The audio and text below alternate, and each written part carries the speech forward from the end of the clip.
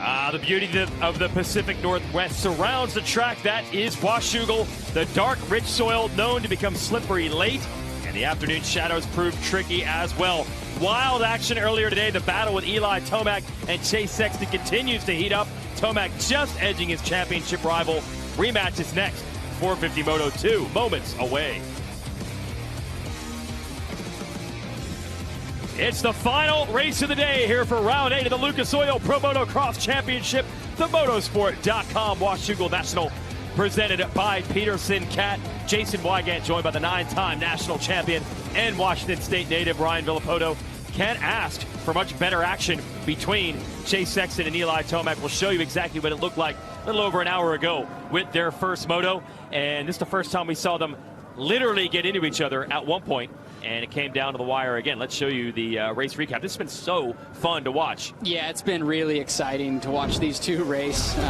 You know, they got together, Eli fell over, so yeah, it's been an awesome racing. And we almost had a third entrant into that battle with Ryan Dungey, the veteran coming out of retirement, getting the Motosport.com whole shot on the number 5. Sexton here in the 23 gets around him quickly, but Dungey looked like he could run their pace. Yeah, he was riding really well. Such a bummer that had a bike malfunction. You know, he ended up back in the tent. You could actually hear it popping right there. So probably electrical of some sort. You know, we don't know that. We probably won't find out, but you know, it is what it is. Such a bummer for him. He will be back for Moto 2, but he will have a bad gate selection because he finished last in that moto. Here comes Tomac after Dungey had the bike problems, and then here he goes to the lead on Sexton. Yeah, right up the inside, coming into that into the whoop section right before the finish. I feel like Chase should have felt that coming, but was too late. He latches on, he keeps the heat on Tomac, and here's the wild moment, the tip over and the double tip over. Yeah, it's very interesting. It keeps us excited and exciting. So Eli trying to pick it up, drop the bike, but Chase's bike wouldn't start. So they ended up getting up at the same time and having that same gap. Unbelievable. I've never seen that happen. And the last lap, Tomac slinging it sideways, doing everything he can to hold him off. Final gap was just about 1 second after 35 minutes of racing. Here are the results. Jason Anderson solid, but it's still a distant third, getting Ken Roxon late. Barsha and Craig took it down to the wire with a great battle for top 5. Craig was coming back from an early crash. But Eli Tomac, an 8-moto win streak. Can Chase Sexton finally take him down? Stay with us.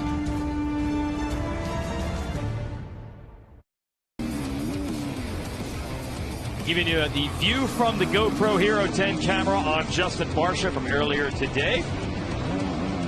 And that is awesome to see what it's like. It's not so awesome if you have Justin Barsha behind you in qualifying. It's put pressure on riders the whole day. Thanks to GoPro for the course preview. American service members stationed on U.S. Navy ships at sea and in more than 170 countries overseas are watching right now live on the American Forces Network. We salute your service. Let's send it down to Jason Thomas with a Fly Racing pre-race report. Ryan Dungey's first moto was absolutely heartbreaking. He was in position, ready to get that first podium of the year. Had some sort of power issue. He was getting intermittent powder, some electrical, maybe fuel pump, something like that.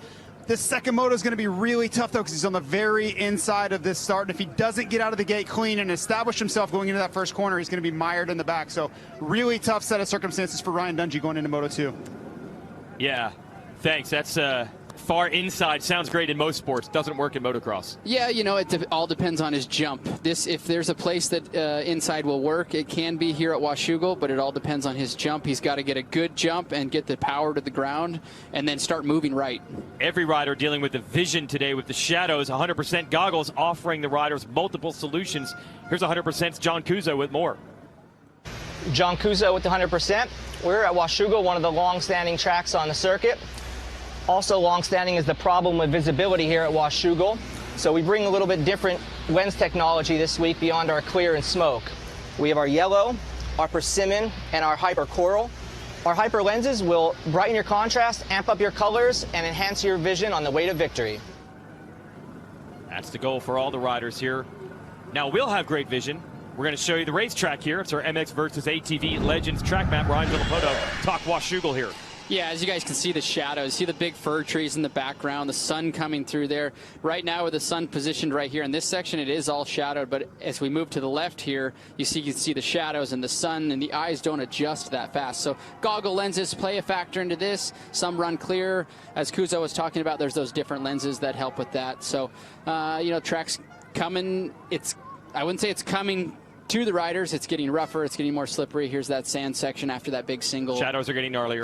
You can see the shadows right here. So it's it's going to be a tough race for these guys. Okay, real quick, we have the KTM keys to the moto. Just expand maybe on some of those topics. Yeah, as we see, we just talked about the shadows. They're going to be putting water on the track. With this clay becomes really slippery, and making quick passes is key. You can't sit behind these guys. The track's already one line. When you come up to somebody, you got to pass them.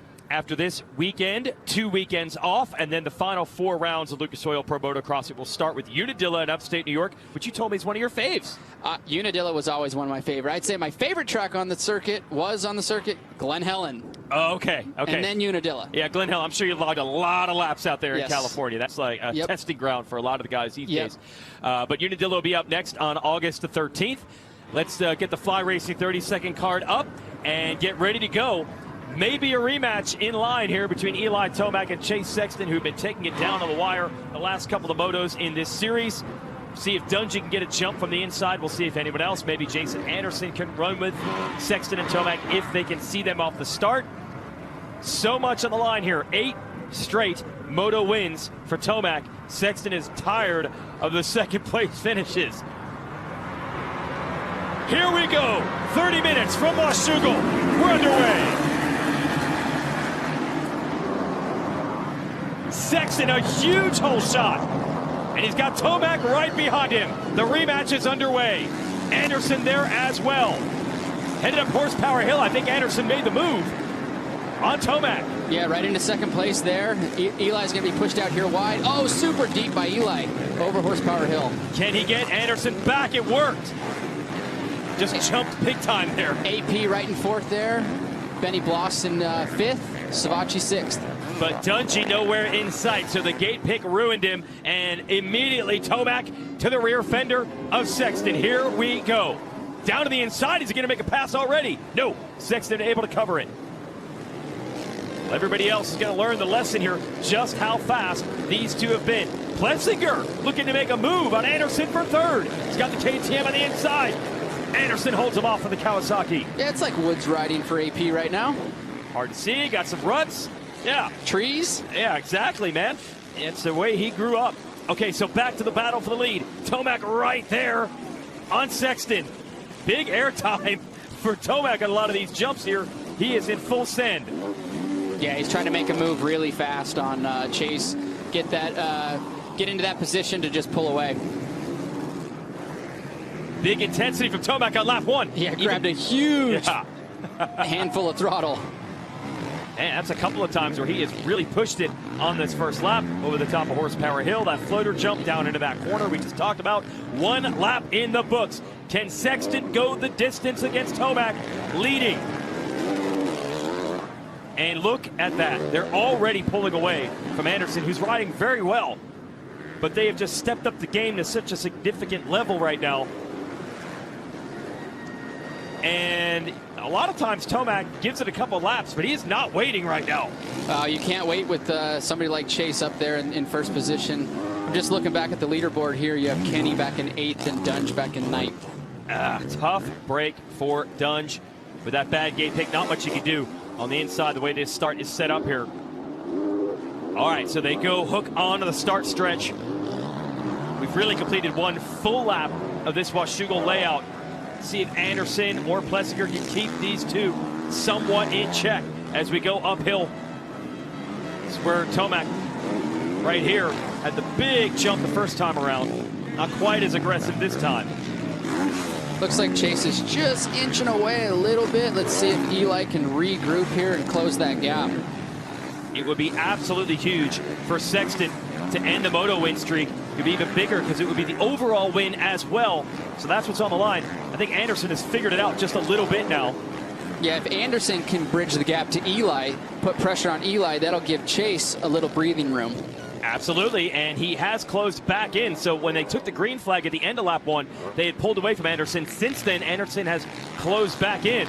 21 here, the Monster Energy Kawasaki had a couple of rough races at mid-season. A lot of it not his fault. Some first turn crashes.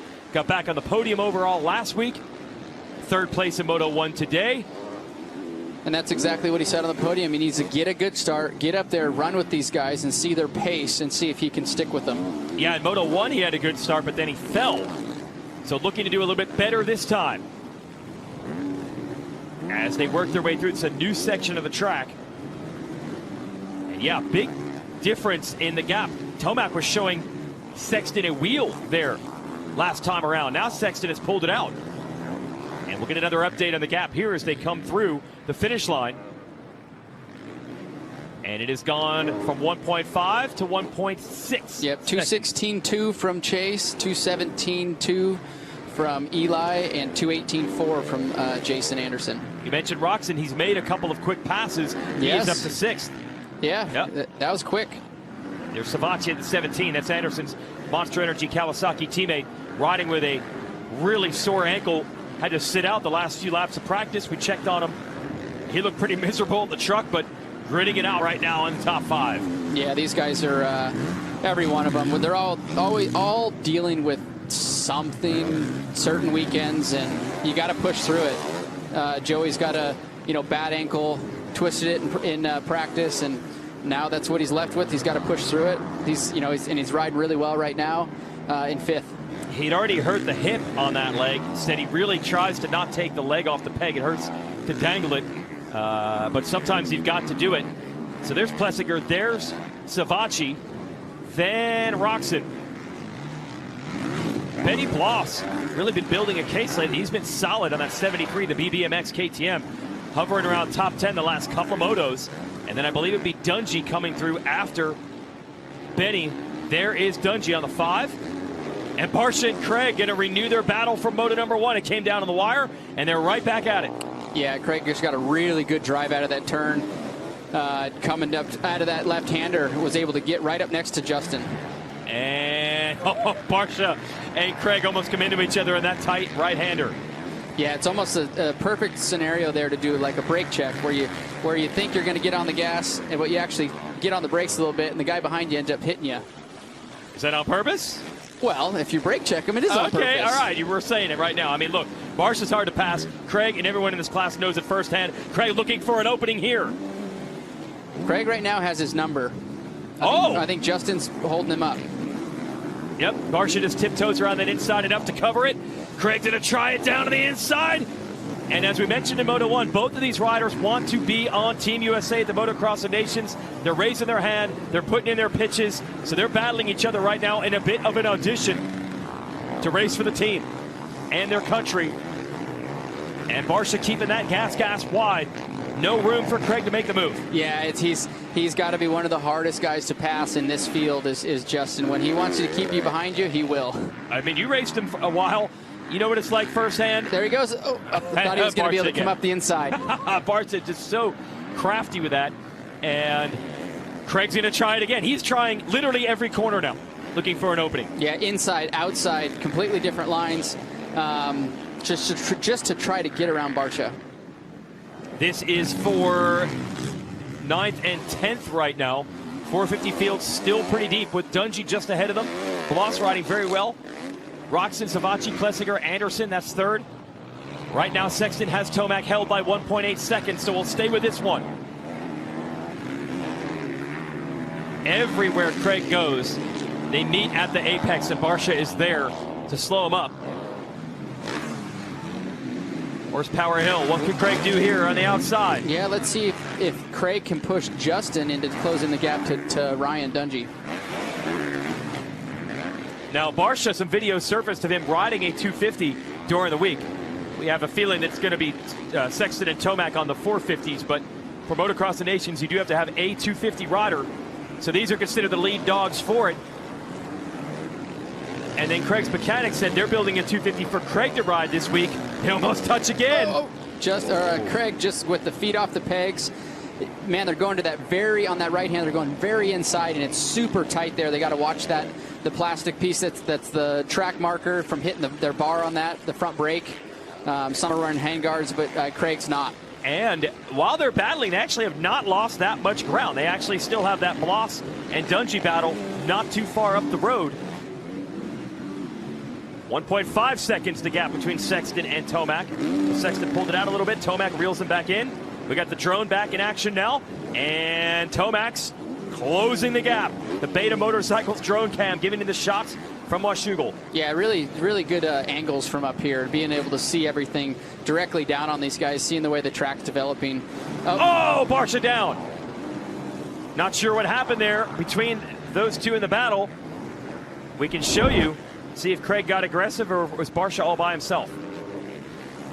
Just look how shiny that is. It's dry and shiny. Look at the bike just spin out from underneath of him. You can see the dozer marks there because of how hard packed that is.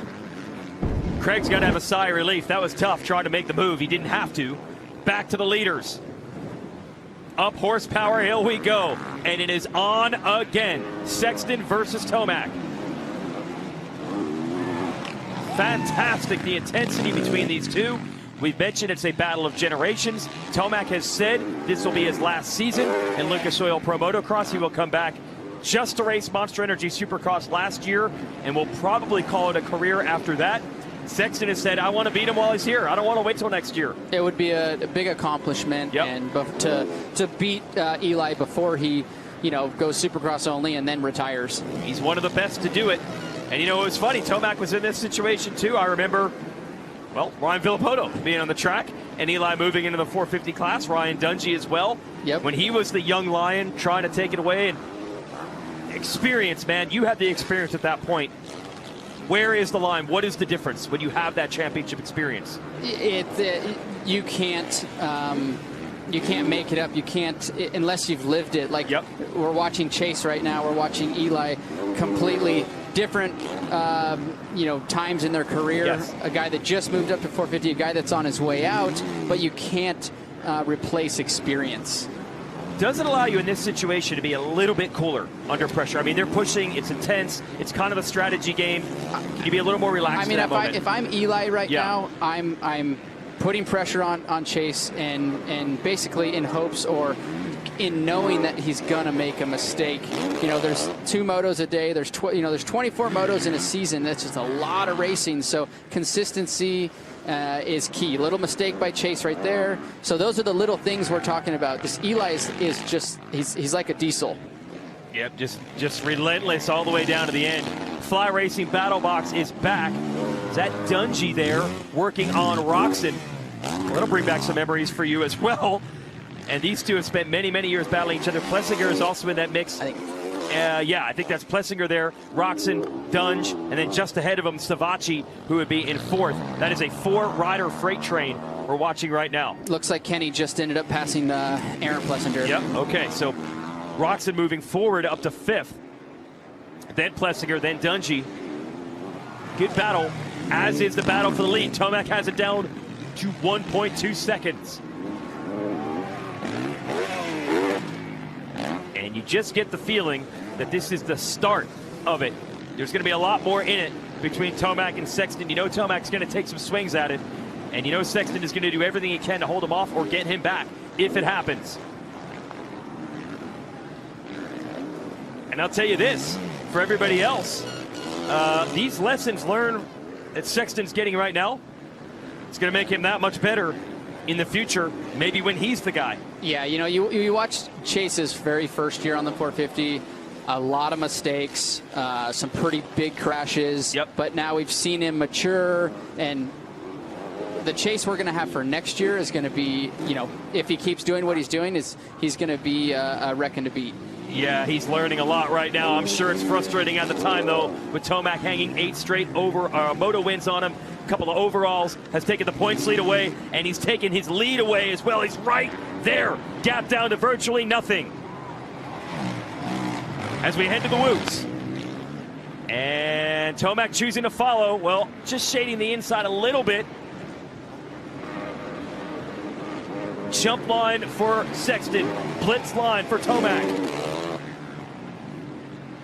And you hear when Tomac ramps it up. You just hear dumping the clutch, huge revs out of that bike. You know when he's deciding to make the charge, and it's right now. Yeah, we're coming down to, he's learned Chase's lines, figuring out where he's better than Chase, where he needs to improve compared to Chase. So now it's the time. We're basically 10 minutes in. Well, you mentioned Sexton when he first got on this 450. Remember, he was the fast qualifier in his very first race on it, but consistency was tough. The big difference between the first 2 seasons and what he's done in 2022, overall podiums, more than double the overall podiums, and that's in 3/4 of a year versus 2 full seasons. Only 3 overall podiums in his first years in the class, 7 this year. But only 1 overall win this year. A lot of it is because Tomac has edged him time and time again. Can he turn the tables, flip the script? Oh, Eli closing in there, just coming down that hill just a bit faster than Chase, able to close that gap up. It's a tough spot to be in on a track that is hard to pass on, because, you know, if he was able to make up that ground a little bit and he sees the opening, they almost bumped their front and rear tires. We do hear a lot of riders say sometimes you prefer to be running in second on this track. Is that not the case?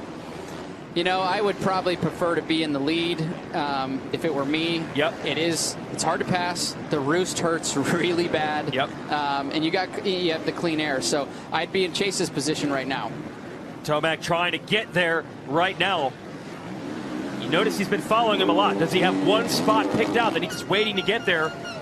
I like after the finish line for Eli. He's able to go. He goes down and runs wide, but then he's able to still get in that. There's a rut in the sweeper that he's able to hold where Chase goes outside of it. 15 minutes into the moto, you can save 15% or more on your motorcycle insurance with a 15-minute call to Geico. Cross flags are out halfway through this one. Eli was not close enough to make that pass. Sexton just able to get away before they got to that finish line. Yep. The section where Tomac's really strong normally. Year after year, time after time, we've seen Tomac make passes there, but not this time. Yeah, there's years past that's a good passing spot, but it seems like it's not panning out this year. Revving the bikes to warn the lap traffic that they're coming through. Sexton turning it up. Yep, opened up a little bit of a gap on Eli.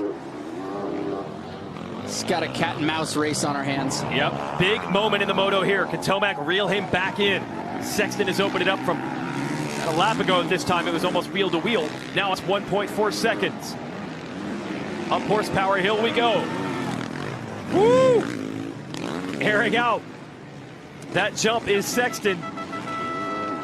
23-year-old out of Illinois.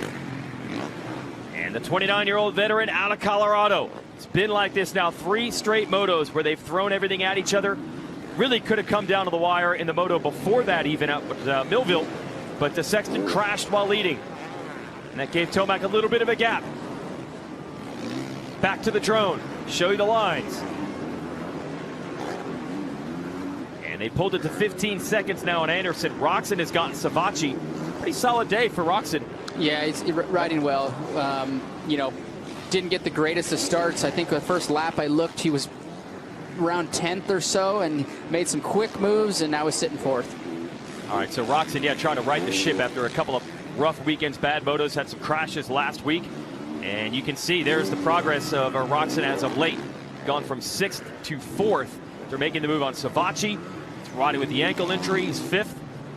And Dungey, just ahead of Craig, who made the move on Barsha when Barsha went down. It's the ETS Racing Fuels drone cam, and you see the trees. Oh, look at how much traffic Sexton is having to deal with. He had worked so hard to build this gap, and this might end it. Tomac looking to get back to him, and these riders are battling each other. That's making it that much harder. Oh, Eli was able to get through. Same with Chase. Oh, Sexton almost goes down. Yep, it's back under a second now.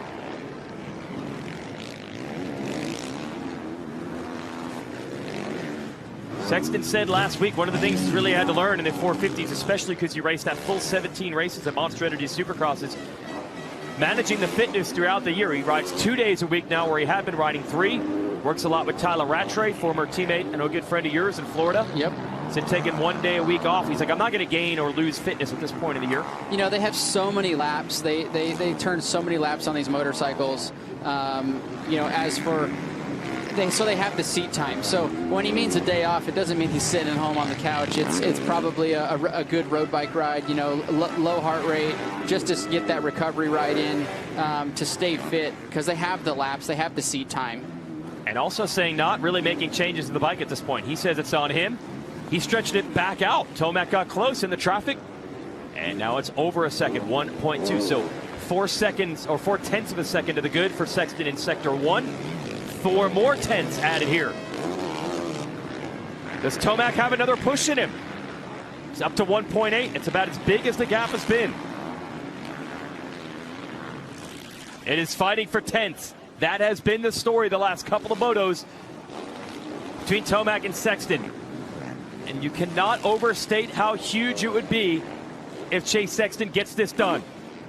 I think that would be a big confidence booster in his direction to go 2-1, get the overall. You know, I just think that he's so close. He's so close to Tomac now so close. Coming into the picture. Yes.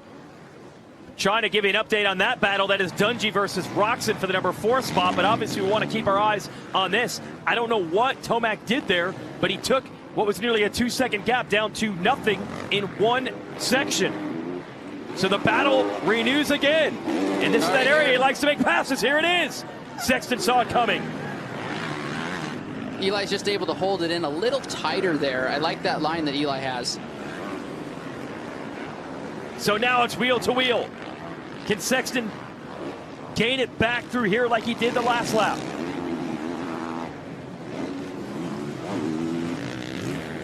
Just incredible with these two.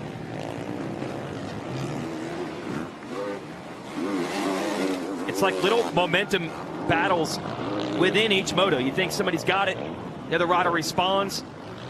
Go back to that Dungey and Roczen battle here.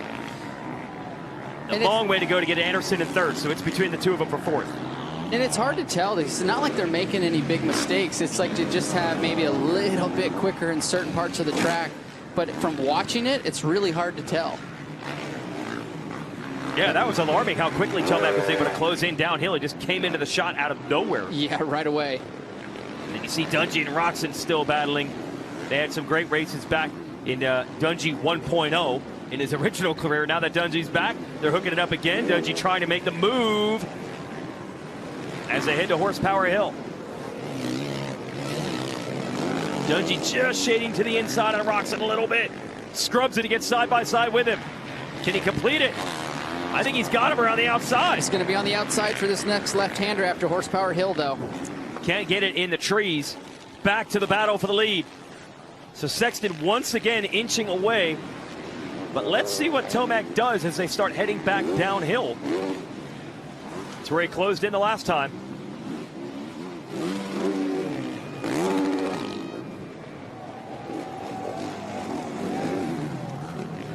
Just more roll speed. Nothing. Same line, just carrying more roll speed down that hill. Less on the brakes. Sexton has another rider to deal with. He's gotten through packs of lap traffic. That's Cade Clayson. He makes it easy on him. One time, these two are battling for a win in a Supercross, and Cade moved into Sexton's line, so he's not going to do that this time. That opened the door for a Supercross win for Tomac. Dungey has made the pass. We lost it in the trees there, but we have some footage of it here. In the right side, there's Dungey making the move on Roczen. Just going around the outside of him, carrying a little more speed. Kenny's off the ground, so he's not driving with the rear tire, and Dungey's going around the outside. And Craig is lurking there behind Dungey, and Roczen needs to follow Dungey through traffic all day. See if Craig can make a move on Roczen as well. For Dungey, you got to wonder what might have been. The overall podium absolutely was in play, because he wanted to go with these two in Moto 1. Craig has now gotten Roczen as well. As they head up Horsepower Hill, every single lap, same story. A couple of bike lengths separate them. An old-fashioned throwdown. Sexton and Tomac catch the fever. shows coming to a town near you. We'll be at Unadilla next. It's gone from Minnesota to now Washington, and it has been great in every stretch. Looks like Eli's putting another run in on Chase right now. Closing that gap up into the S-turns, but got a lap rider right in front of him. That's Chase Kessler on the SGB Honda. They both negotiate that. Don't forget, as they start working their way uphill, Sexton usually a little better through here, but the downhill, it is alarming how quickly Tomac is able to close back in.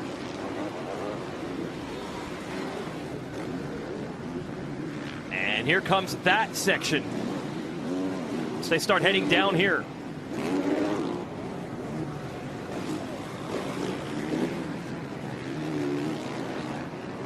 Sexton a little better this time.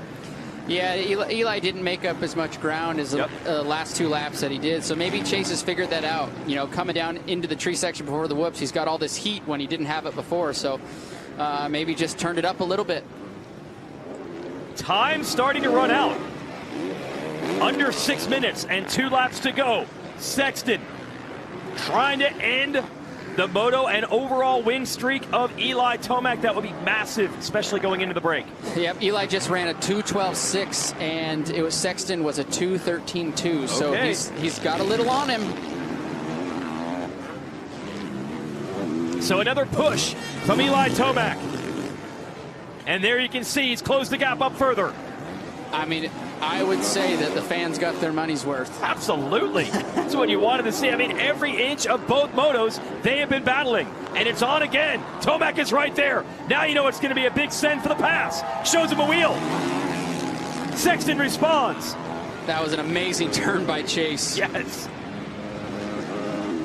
And he needed it because Tomac was side by side with him. Tomac on the inside. That's not the better line. Showing him a wheel, though. Incredible, this duel.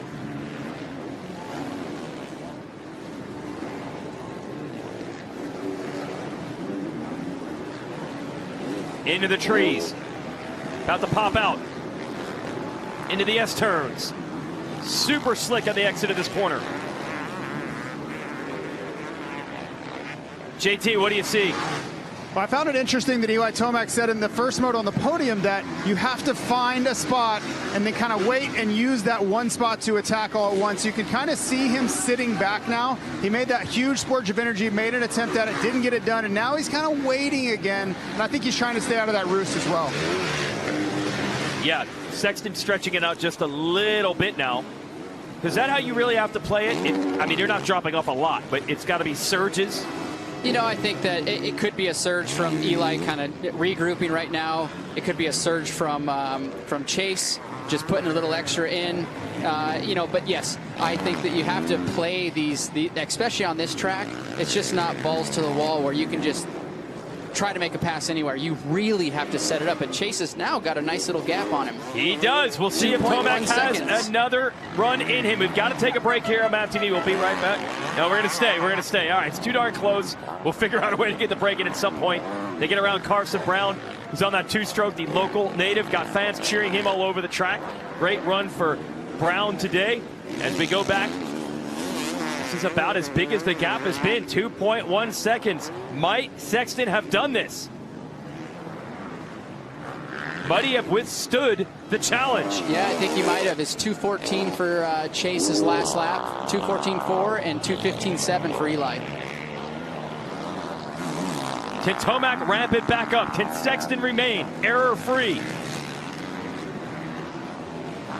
Well, if you're going to do it, this is the way you want to do it.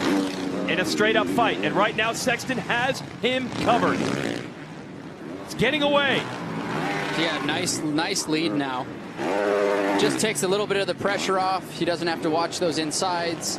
Can ride a little more relaxed. Oh, a little mistake by Eli. Yeah, it's just looking a little ragged for the number 3 right now. It's advantage Sexton. Nearing the 2 laps to go, Mark. Let's get in our break, and we'll be right back. Chase Sexton won this race last year at Washougal with 1-3 scores, but Eli Tomac pulled away from everybody by a pretty big distance, pulled away from him pretty dominating Wise in moto number 2. Sexton is a totally different story today. He's trying to win the second moto to win the overall. He's got to do it against Tomac. When we went to break, he had opened it up to 2.8 seconds. Tomac got close again, got it down to 1.1. It's down to 1.5 seconds with 3 to go. Oh, Sexton landed so hard in that hole. We got to mention the obvious, the fitness side. Both these guys are obviously in great shape, but I got to imagine they're pushing each other pretty hard. Oh, yeah. It's got to be a factor. Fitness is always a factor. Not to say they're not fit, but their heart rates are running at 180, 190 right now. But they've trained in that zone, so they're able to do this for 35 minutes. It's phenomenal that the athletes that these riders are, and to be able to sustain that heart rate. Today we don't have the heat, but normally a lot of these nationals, it's upwards of 100 degrees, and they can still sustain that. There it is, 2 seconds and 2 laps. Can Sexton get this done? And we have a 2-week break coming up. So if you want a shot in the arm of momentum, that's the time you want to do it. And I think he's starting to pull away again. I'm watching Chase right now, and his corner speed, his technique through the corners, he's phenomenal. It's like poetry in motion. Oh! Threw it sideways. Managed to collect it. Got to live in the moment here, as they say. Don't start thinking big picture yet. Lap and a half to go. Up to 2.6 seconds. Yep, this is about as big as the gap has been. He added up to around 2.6, 2.8. A couple laps ago, Tomac pulled it back in. But Tomac is running out of time. There is the gap.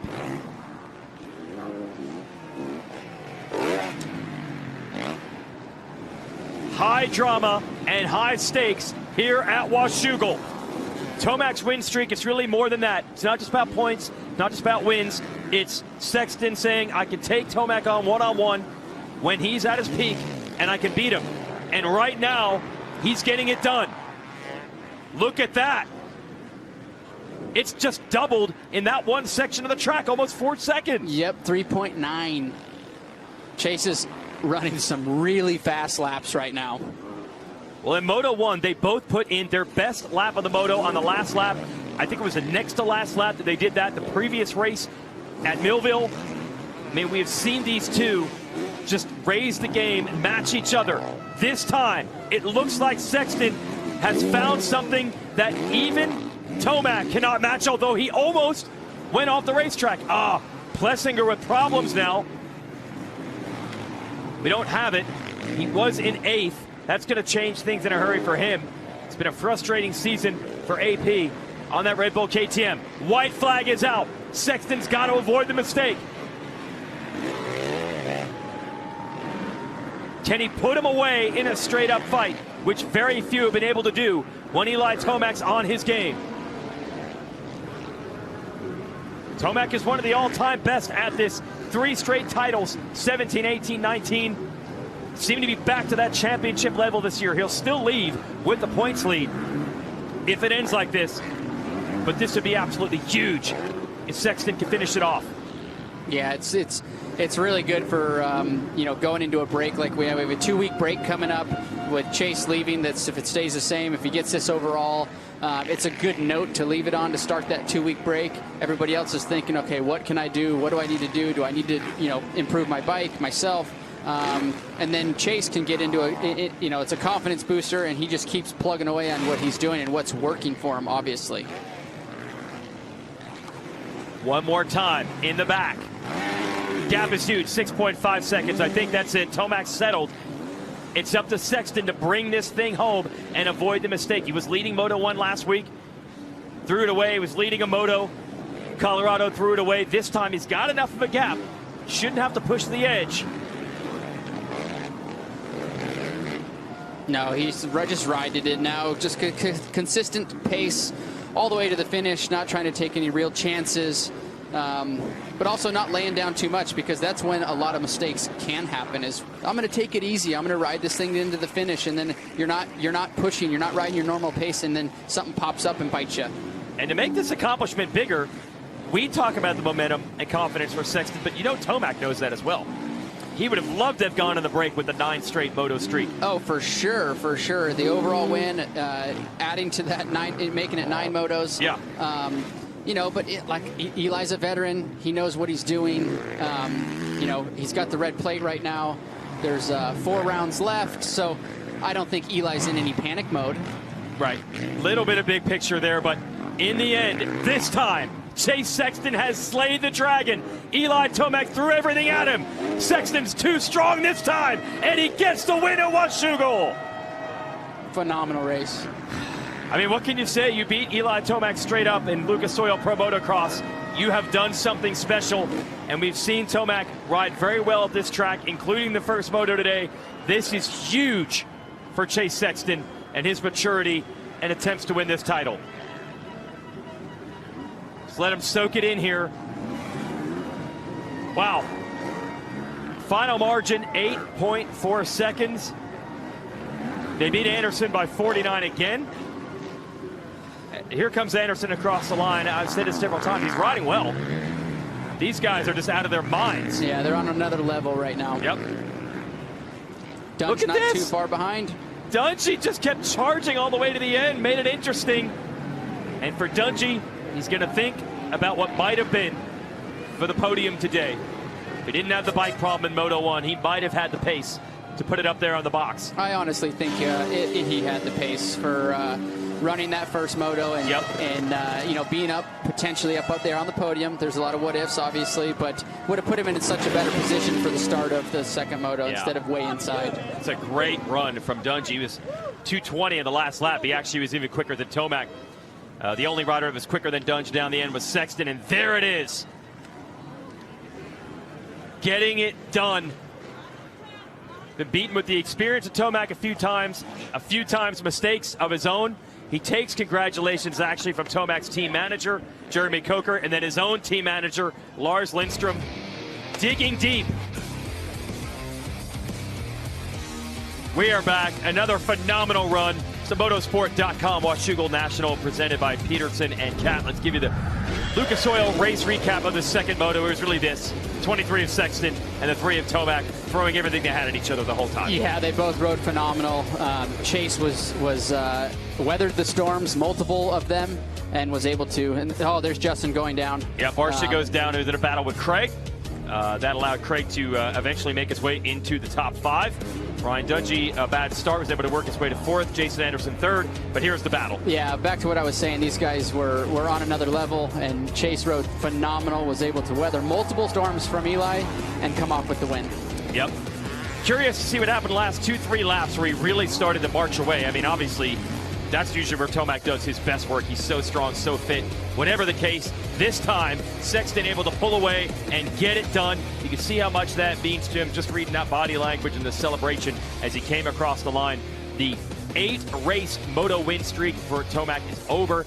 He's been winning everything since High Point a couple of rounds ago overall as well. Sexton has both today. Let's send it down to Jason Thomas. Chase Sexton, moto winner, overall winner. That's 2 years in a row.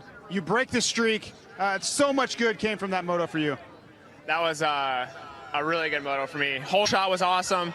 Eli was on me the whole time, and second to last lap, I just threw down as fast as I could go, and finally got away, got a little gap, and just cruised her in. It was a tough race. The fans were awesome, and man, that means a lot to me, that moto win, and I'm looking to carry this momentum into the break and try and get better and come out swinging for Unadilla. That's all I can do, and man, I'm just having a blast racing my dirt bike, and couldn't be battling a better guy with Eli. So just looking forward to these last four races and putting them a good fight.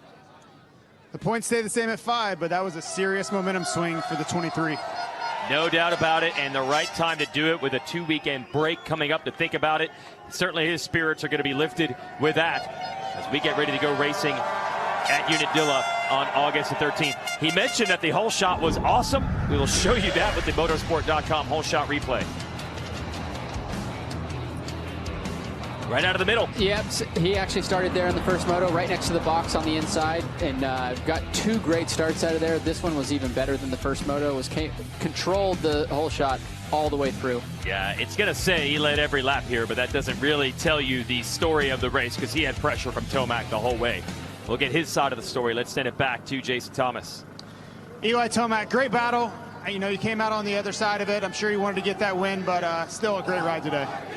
Yeah, I was pushing, but me and Chase were so close. I was eating a lot of dirt that time. I made so many, big pushes trying to get to his rear wheel. I just couldn't find the spot that time, unlike Moto 1. So congrats to him.